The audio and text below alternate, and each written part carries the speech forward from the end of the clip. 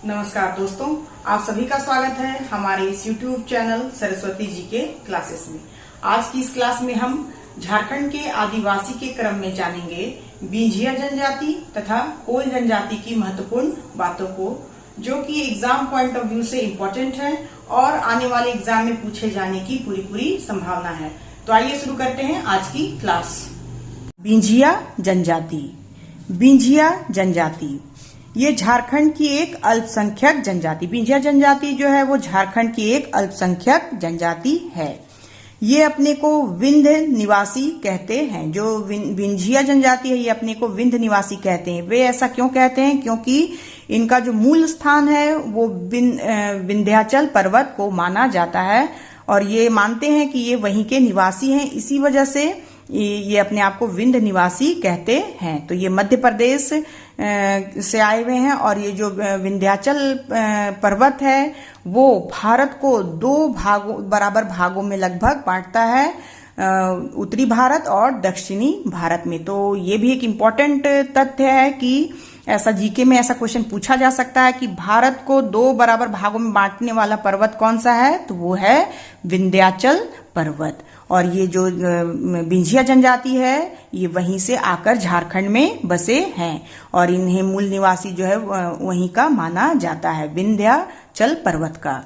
फिर है कि इनका नामकरण भी इसी के आधार पर हुआ है। ये जो विंध्य नाम से ही इनका नाम पड़ा है बिंझिया, तो ये विंध्य निवासी इसलिए अपने आप को कहते हैं। साथ ही ये अपने को राजपूत मानते हैं, यानी ये अपने आप को क्षत्रिय से जोड़कर देखते हैं और अपने आप को ये राजपूत मानते हैं तथा अपने नाम के अंत में ये सिंह शब्द जोड़ते हैं। क्योंकि अपने आप को राजपूत और क्षत्रिय मानते हैं, इसी वजह से ये अपने नाम के अंत में सिंह शब्द जोड़ते हैं।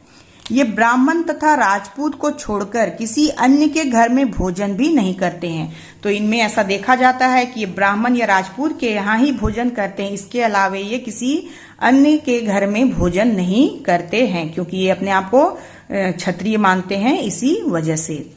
अब है कि इनका निवास स्थल कहाँ है, तो इनका निवास स्थल मुख्य रूप से देखा जाए तो ये संथाल परगना, सिमडेगा, रांची और गुमला जिले में पाए जाते हैं। इसकी भाषा जो है वो सदानी है। क्योंकि ये राजपूत अपने आप को मानते हैं, ये राजपूत जनजाति के अंतर्गत आते हैं, इसलिए इनकी भाषा क्या है, तो सदानी है। अब इनकी प्रजाति जो है वो द्रविड़ प्रजाति है।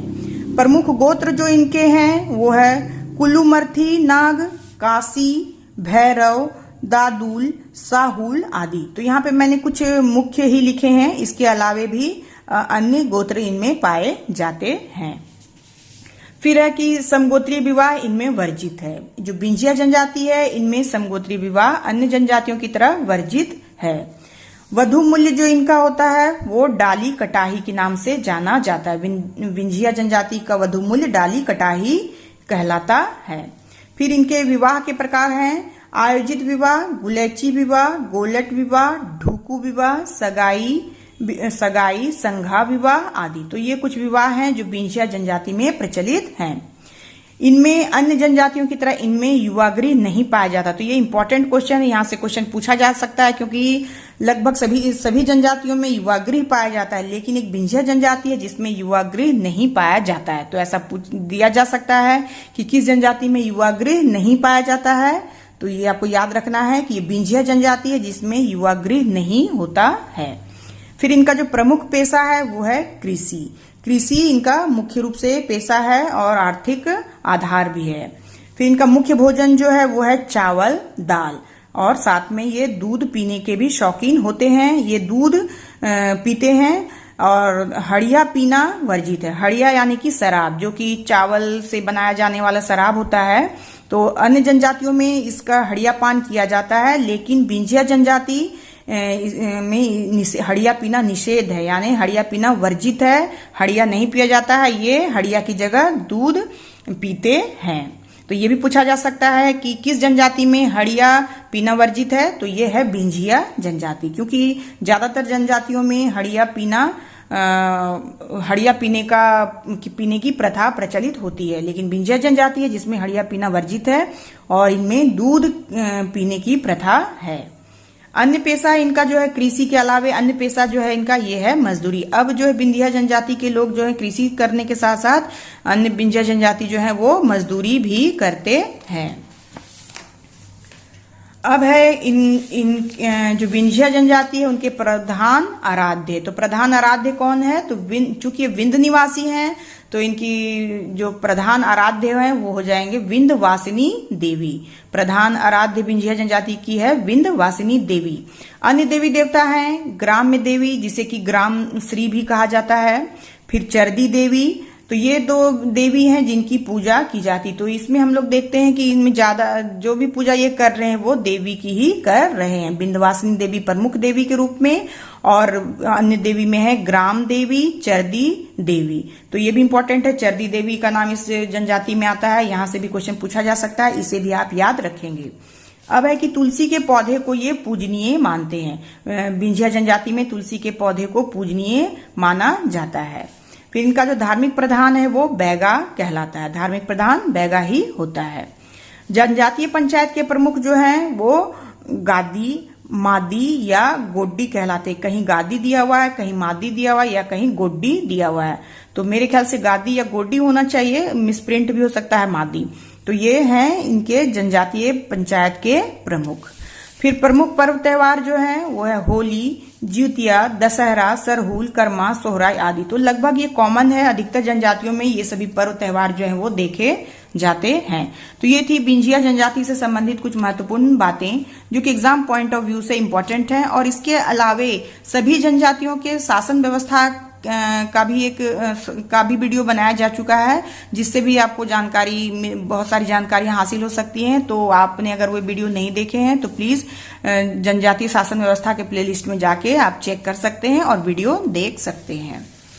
अब हम जानेंगे कोल जनजाति के बारे में। कोल जनजाति जो झारखंड की 32वीं जनजाति के रूप में इसे मान्यता मिली है। कोल जनजाति तो झारखंड जब राज्य के रूप में गठित हुआ था तो यहाँ पे 30 जनजातियां ही थी और 2 जनजातियों को बाद में इसमें जोड़ा गया है, कंवर और कोल को। तो कोल जो है वो 31वीं जनजाति कंवर थी और 32वीं जनजाति है कोल। फिर है कि जनजाति के रूप में कोल को भारत सरकार से मान्यता कब मिली थी? तो झारखंड में कोल को जनजाति के रूप में मान्यता मिली थी 8 जनवरी 2003 को। भारत सरकार के द्वारा कोल जनजाति में शामिल हुआ था 8 जनवरी 2003 को। तो ये डेट इंपॉर्टेंट है, यहां से क्वेश्चन पूछा जा सकता है। और केवी जनजाति ये बनी है तो ये 32वीं जनजाति बनी है। फिर इसका जो निवास स्थल है वो है दुमका, देवघर, गिरिडीह आदि, यानी संथाल परगना क्षेत्र के अलावा गिरिडीह में भी ये कोल जनजाति मुख्य रूप से पाए जाते हैं। इनकी जो प्रजाति है वो है प्रोटो ऑस्ट्रोलायड। फिर है कि प्रारंभिक काल में कोल शब्द का प्रयोग जो है वो झारखंड क्षेत्र में आदिवासियों के संदर्भ में किया जाता था। कहने का मतलब है कि कोल शब्द का प्रयोग किस लिए किया जाता था? तो आदिवासियों, कोल कहने से ही आदिवासी का ही आदिवासियों का जिक्र करने के लिए कोल शब्द का प्रयोग किया जाता था। यानी कोल किसी एक जाति का नाम नहीं था बल्कि आदिवासियों को ही कोल कहा जाता था प्राचीन काल में। कहाँ? तो झारखंड में। फिर इनकी जो भाषा है, ये भाषा कोल भाषा इनकी कही जाती है, लेकिन ये बिल्कुल संथालों से मिलती जुलती बताई जाती है। इनकी भाषा क्या है? कोल है और ये संथालों से ही मिलती जुलती है, क्योंकि जो कोल है उसे संथालों का ही प्रतिरूप ऐसा माना जाता है। जैसे कि जो हो, हम लोगों ने हो जनजाति के बारे में पढ़ा है, तो हो को भी कोल के रूप में ही जाना जाता था। हो को कहा जाता था लड़ाकू कोल कहा जाता था। तो लड़ाकू कोल कहने का मतलब था क्या? तो हो जनजाति, लड़ाकू जनजाति। हो जनजातियां जो है वो लड़ाकू होती हैं, इसलिए उनको लड़ाकू कोल कहा जाता था, यानी कि लड़ाकू जनजाति। तो यहाँ हम क्या देखते हैं कि कोल शब्द का प्रयोग जो है वो जनजाति के संदर्भ में किया जाता था प्राचीन काल में। फिर इनकी भाषा जो है वो कोल है और संथालों से मिलती जुलती बताई जाती है, यानी कि संथालों से ही पूरी तरह मैच करती है इनकी भाषा कोल। अब है कि इनमें बी रक्त समूह की अधिकता पाई जाती है। ये जो कोल जनजाति है, ऐसा देखा जाता है कि इनमें बी रक्त समूह यानी बी पॉजिटिव बी नेगेटिव जो रक्त ग्रुप होता है, जो ब्लड ग्रुप होता है, वो इनमें अधिकता पाई जाती है। इसके साथ साथ मैं आप लोगों को माहली जनजाति मैंने पढ़ाया और मैं वहां ये बताना भूल गई थी कि माहली जनजाति जो है उनमें भी बी रक्त समूह की अधिकता पाई जाती है। तो आप प्लीज उसमें ये नोट कर लें कि बी रक्त समूह की अधिकता किसमें पाई जाती है, तो कोल जनजाति में तो पाई ही जाती है, साथ ही माहली जनजाति में भी बी रक्त समूह की अधिकता पाई जाती है।